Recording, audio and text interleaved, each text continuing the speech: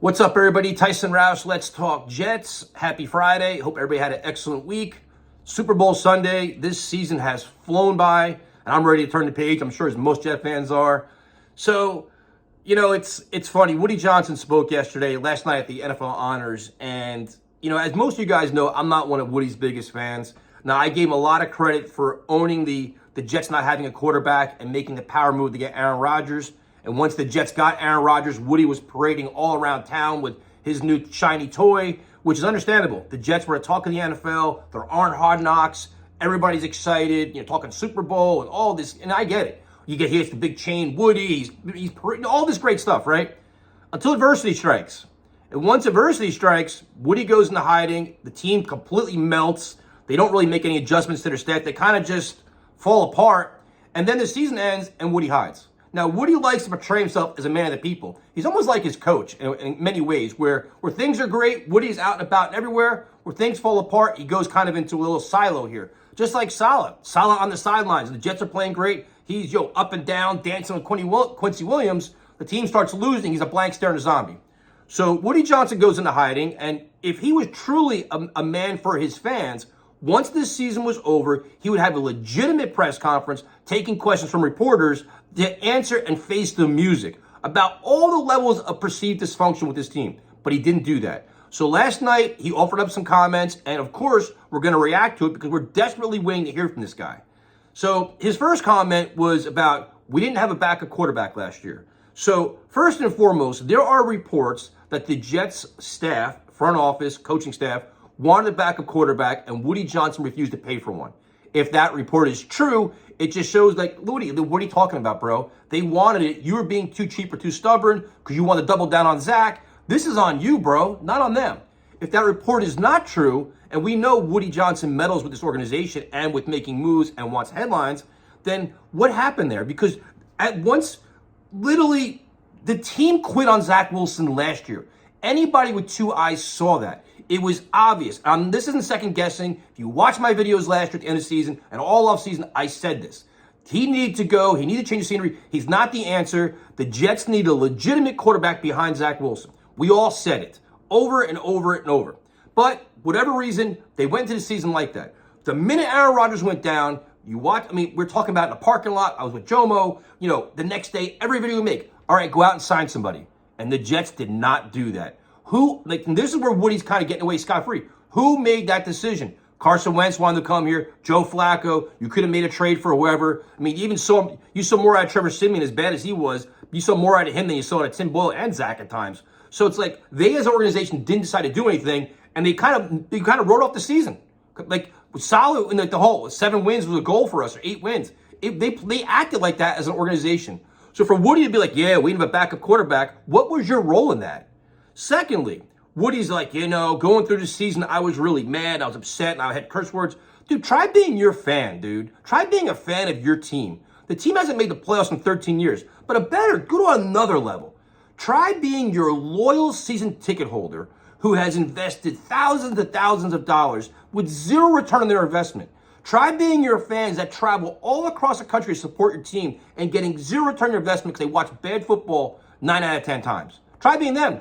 Try being your season ticket holder while things were good. You raised ticket prices on them during the season and asked for money early. Try being them. Woody Johnson, you're mad. You're mad all the way to the bank, bro. Don't act like, woe is me. Dude, you're making money, hand over fist at this point. You're not mad. Dude, he's trying to act like he's a man of the people with the fans. You're really not. So then he goes into the coaching staff, and he's like, he was like really saying what we all been saying. It's all about the offense, all about the offense. We got to fix this, we got to fix that. And it's like, dude, you're talking about how bad it was, and you're literally not addressing the two biggest elephants in the room: offensive line coach and offensive coordinator. You're not appeasing anybody by changing the running back coach and a wide receiver coach.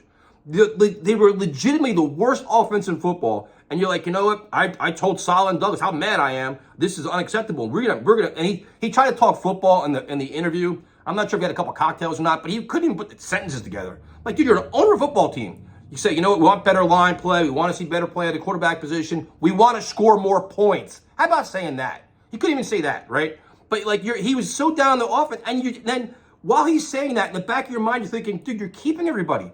You're running it back with everybody. And then it was like, he's like, well, we need definitely more than 7 wins this year. At some point, as a leader of an NFL organization, a franchise, is it some point allowed to say, you know what? This team better make the goddamn playoffs. Like, this team, I expect a lot more. Like, there's no sense of urgency. There's no sense. It's like the Jets are all about everybody's feelings. They don't want to offend anybody.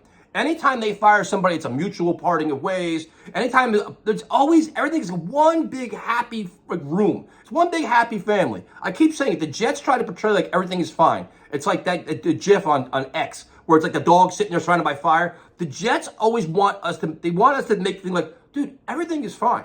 It's not fine. Like, stop lying to us. It's like they're putting a skunk in front of us and telling us, isn't this a really nice cat? It's a different breed of cat. It's not a cat, bro. It looks like a skunk. It stinks like a skunk. Guess what it is, right?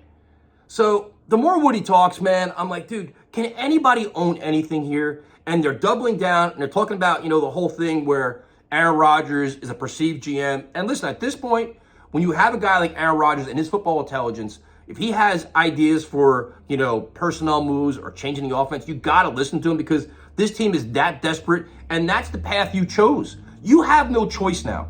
He is legitimately your only savior for this team. If this team is going to salvage anything this year, Aaron Rodgers is going to play at a very high level. And if he doesn't, he'll be gone next year as well. The rest of the staff, they're all going to be gone. So they got to kiss his ass now. They got to be like, you know what, bro, whatever, any way you can help us out, because we have no faith in Hackett. We don't trust Solid. And God knows what's going on with Joe Douglas, what kind of power he has. It's wild, right? How else do you look at this? I don't know, and I get, everybody keeps telling me, bro, you stop being so negative. Look at the dysfunction this team is. And it starts with Woody Johnson. You saw it yesterday. I can't take it, man. So we'll see what happens, man.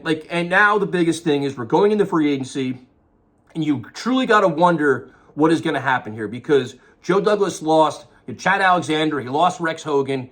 Is there any guys in the front office that are going to want to come here to legitimate personnel guys that are going to want to come here with a general manager on a perceived hot seat? Are they going to want to do that? Are the players going to want to come here with all this turmoil? And if you don't think there's turmoil, you're lying to yourself because, again, coach on a hot seat, and how much longer is Aaron Rodgers going to play? 1 year, 2 year? What's going to happen there? So if you're signing a 4-year contract or a 5-year contract, that sounds great, but all right, I may get A-Rod for 2 years. The next 3 years, who's my quarterback? What kind of assurances are you going to give me? So if I'm the Jets, you got to sell some kind of vision and plan, but that vision and plan could be, I'm going to pay you a lot more than everybody else.